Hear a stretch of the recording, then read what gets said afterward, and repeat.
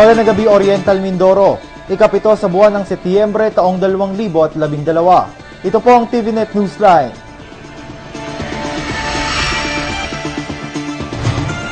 Sa ulo ng ating mga balita, COMELEC na nawagan sa mga hindi pa nakakapagpatala bilang botante na magparehistro na bago ang deadline sa buwan ng Oktubre. Bayan ng Baco patuloy na nakikipag-ugnayan sa pamahalang lalawigan para maresolba ang problema sa pagbaha.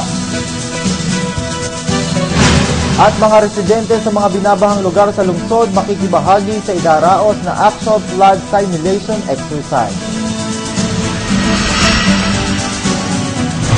At sa detalye ng ating mga balita, bilang preparasyon sa sakuna, partikular na sa pagbaha, isang actual flood simulation exercise ang idadaos bukas, ikawalo na buwang kasalukuyan sa Barangay Patas, sa lungsod at kaugnay nito, patuloy ang pagsasagawa ng mga tauhan ng Office of Civil Defense Regional Disaster Risk Reduction and Management Council ni Maropa ng oryentasyon hinggil sa paghahanda sa pagbaha, meteorological and hydrological orientation at family disaster preparedness plan sa mga barangay sa Calapan City na tuwinang binabaha. Ayon kay OCD-4B Training Officer Nieves Bonifacio, maliban sa lokal na pamahalaan, katuwang nila ang pag-asa sa nasabing aktibidad kung saan nasa 300 katao mula sa mga flood-prone barangays ang magiging partisipante ng isasagawang actual flood simulation exercise.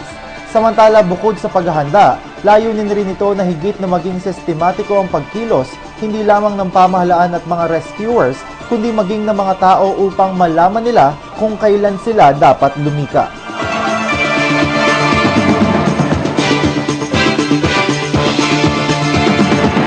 Magbabalik po ang TVNet Newsline.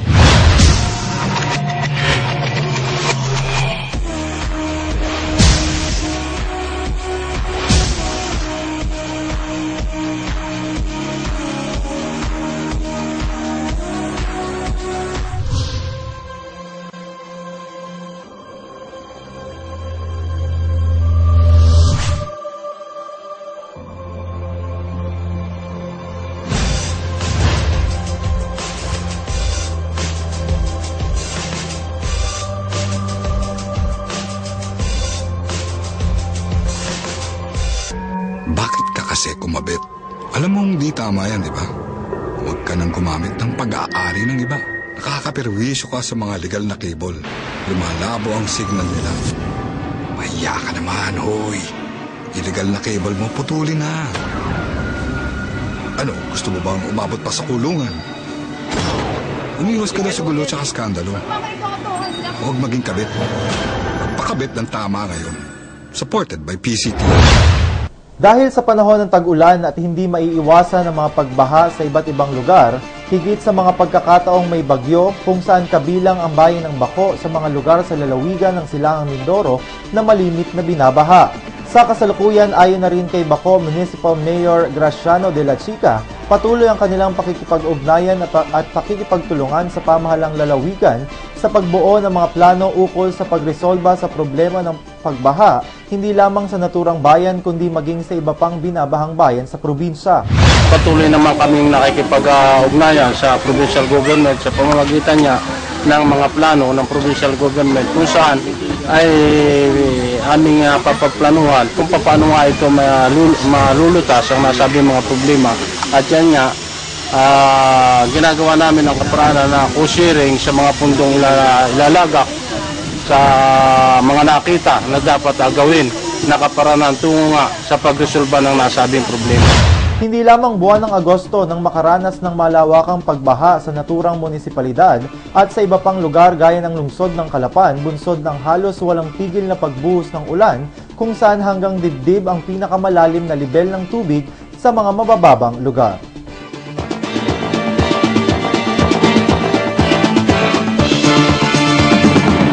Antabayanan ng ibang mga balita makalipas lamang po ang ilang paalala.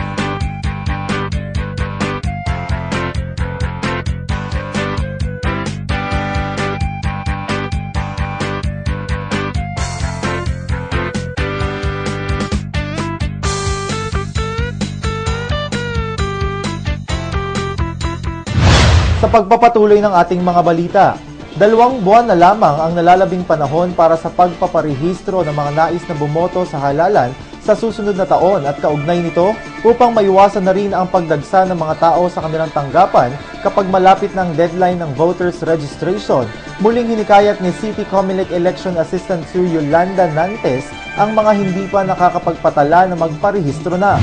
Sa lahat po ng mga botante na nais pong makaboto sa darating na May 13, 2013, kayo po ay malugod naming inaanyayahan na bukas po ang aming tanggapan mula alas 8 ng umaga hanggang alas 5 ng hapon, Monday to Saturday. Yan. Magtatapos po ang ating registration sa October 31. Ang mga requirements na kailangan po ninyong isubmit sa Election Officials Office, isang valid ID lang po, lalong-lalo na pinakamaganda po ang birth certificate para po ma-identify natin kung sila po ay qualified ng Ipinababati din niya na sa darating na 1 hanggang 5 ng Oktubre, taong kasalukuyan ay pansamantalang suspendido ang pagpapatala ng mga botante, transfer, validation at iba pang gawain na may kinalaman sa voters registration upang bigyang daan naman ang pagsisimula ng filing ng Certificate of Candidacy ng mga kandidato sa lokal na posisyon sa eleksyon. Pinababatid po ng City Comelec na sa darating po October 1 to 5, ay suspended ang ating registration dahil yun po ang start ng filing ng Certificate of Candidacy. Walang validation tayo, walang registration, correction of entries, transfer, reactivation. Yung mga ginagawa natin sa registration, wala muna yun pansamantala for 5 days. Magre-resume yun hanggang October 6 to 31 na lang yun ang deadline ng ating registration. Samantala, ayon pa kay Election Assistant 2 Nantes, hindi pa nila matiyak kung may extension pa ang voters registration matapos ang deadline nito sa 31 ng Oktubre, kung kaya't panawagan nila na magparehistro na mga hindi pa nakakapagpatala. Sa kasalukuyan, base na rin sa pinakahuling Election Registration Board hearing noong 20 ng Agosto, nasa 66,293 na ang mga rehistradong botante sa lungsod ng Calapan.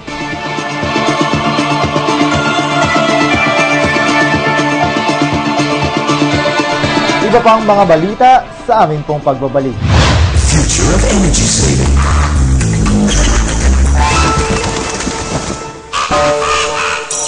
The new Panasonic air conditioner, now with EcoNavi. It monitors activity and directs airflow to only where it's needed to reduce waste. It also adjusts to changing conditions to save even more. It just takes one touch to change the future. Panasonic lets you enjoy the life that you deserve. Live easily, comfortably, and in style. Panasonic understands you, your lifestyle, and your environment as it innovates to give you all that you want and all that you need.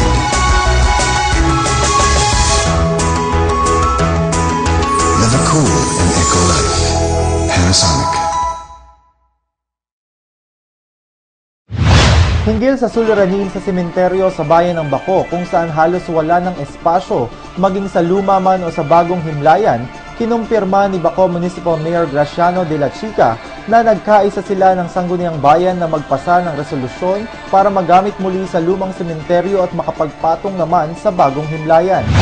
Nagkaroon kami ng pagkakaisa na magpasa na isang resolusyon sa Sangguniang Bayan para magamit na muli itong lumang sementeryo at mapayagan itong bagong sementeryo na mapatungan yung dating mga nakalibing na ng kanilang mga matsasawing mga kasamaan.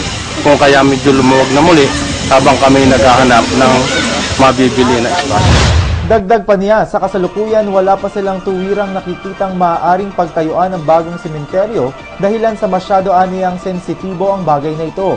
Matatandaan na isa sa mga naunang napabilang sa pinagpilian ng pamahalaang bayan ng Baco ng pagtatayuan ng bagong sementeryo ay ang Barangay Dulangan 1 kung saan isang public hearing pa ang idinaos, ngunit marami umanong mga residente ang tumutol dito. Samantala, resolusyon ng Sangguniang Bayan nakasaad na sa pagpapatong sa bagong sementeryo ay kinakailangan magsabi sa may-ari ng puntod na unang inilibing dito at may kaukulan ring halaga ng butao na kinakailangan bayaran ang pamilya ng ililibing.